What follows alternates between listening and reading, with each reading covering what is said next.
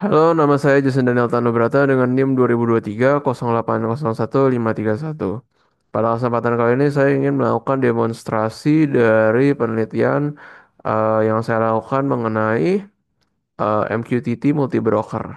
Jadi di sini saya akan melakukan perbandingan antara tiga buah broker dari perangkat IoT untuk melihat mana yang memiliki latensi yang terendah. Nah, ini proyek yang saya lakukan untuk mata kuliah jaringan komputer lanjut dengan dosen Pak Nugroho Budi Santosa. Oke, jadi bisa kita lihat saja di sini untuk sketsanya bisa kita lihat diagramnya saya memiliki ESP32 sebagai perangkat IoT-nya. Lalu DHT22 di sini sebagai sebuah sensor. Sensor di sini itu bisa mengecek kelembapan dan juga suhu dari ruangan tersebut. Lalu untuk power dan ground sudah dimasukkan. Di sini bisa kita lihat untuk walkthrough saya. Di sini saya punya sketch.ino. Di sini sebagai file dari C++ saya. Lalu diagram JSON saya sebagai berikut. Lalu untuk library yang saya gunakan ini ada 5 buah library seperti berikut. Lalu untuk codingannya di sini pertama kita melakukan konfigurasi WiFi. Di sini saya menggunakan WiFi Walkway Guest sehingga ini masih WiFi publik ya. Untuk DHTP pinnya di sini saya gunakan adalah pin yang ke-25. Lalu di sini ada tiga buah broker yang ingin saya konfigurasi. Yang pertama adalah HiveMQ. Di sini saya menggunakan HiveMQ server yang saya buat sendiri dengan akun saya sendiri. Jadi di sini saya buat sebuah akun dan menggunakan paket gratis. Di sini ada URL-nya. Perlu diingat bahwa port yang saya gunakan adalah 8883, di mana di sini berarti dia sudah menggunakan port yang lebih secure.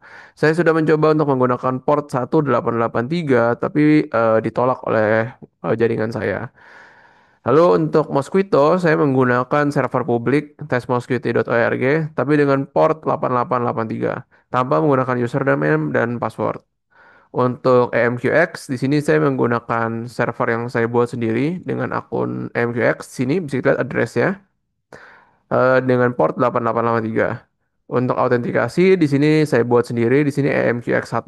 Ini yang saya gunakan dengan password test1234. Ini juga yang saya gunakan dalam HiveMQ1. Untuk topik, masing-masing broker itu memiliki topik-topiknya masing-masing yang nanti akan kita subscribe di topik brokernya.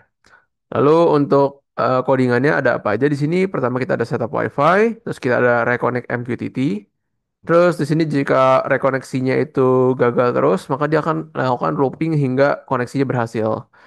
Lalu di sini akan dilakukan pencatatan tiga buah indikator. Yang pertama itu adalah tingkat kelembapan, terus ada temperature dan juga timestamp. Timestamp ini akan digunakan untuk mengecek latensi dari setiap broker di akhir nanti. Lalu di sini nanti akan dilakukan sebuah pengetesan. Di sini bisa kita lakukan aja tes simulasinya. Di sini pertama kita menghubungkan ke WiFi sesuai dengan setup koneksi WiFi. Lalu sudah terhubung dengan alamat IP sebagai berikut. Sekarang kita ingin mencoba hubung ke HiveMQ, berhasil. Ke Mosquito, Mosquito ini merupakan server publik, jadi mungkin sedikit lebih lama dibanding yang lainnya.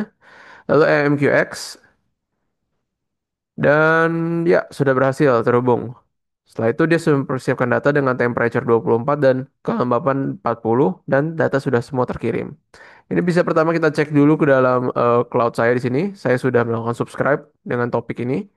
Di sini sudah muncul. Lalu untuk AMQX di sini bisa kita lihat untuk online teksnya juga sudah muncul. Berarti sudah bisa kita lihat ya hasilnya.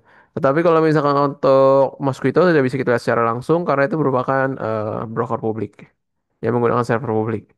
Nah, untuk visualisasinya di sini saya menggunakan sistem HiveMQ seperti ini, Node-RED seperti ini. Di sini ada tiga buah data. Pertama data dari HiveMQ di sini.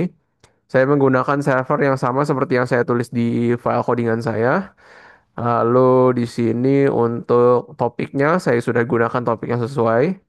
Untuk QoS-nya saya pakai yang QoS kedua saja dan outputnya dalam parse JSON object agar bisa langsung diproses oleh Node-RED.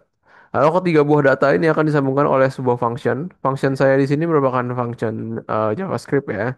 Di sini kita pertama ada timestamp kirim, ada timestamp terima, terus untuk mengecek latensinya. Terus untuk masing-masing latensi ini nanti akan bakal terlihat message-nya. Nanti akan masuk ke dalam debugging. Seperti yang bisa kita lihat di sini nih. Ini sudah terlihat ada tiga buah data. Yang pertama data pertama MQX, latensinya 1 millisecond, latensi HFMQ 1 millisecond, sedangkan Mosquito ini 4 millisecond. Bisa kita lihat untuk server-server yang kita buat sendiri, itu dia punya latensi yang lebih kecil sebanyak 1. Sedangkan untuk server publik, dia lebih besar sebanyak 4 millisecond. Nah, di sini untuk perbandingannya berarti bisa kita lihat lebih bagus menggunakan EMQX dan HFMQ, apalagi kalau kita server yang kita buat sendiri. Karena untuk trafficnya juga tidak terlalu banyak, sehingga jadi lebih mudah untuk kita gunakan. Lalu di sini untuk jurnal ilmiah yang sudah saya buat, eh, mungkin sekian saja presentasi saya mengenai demonstrasi ini. Terima kasih.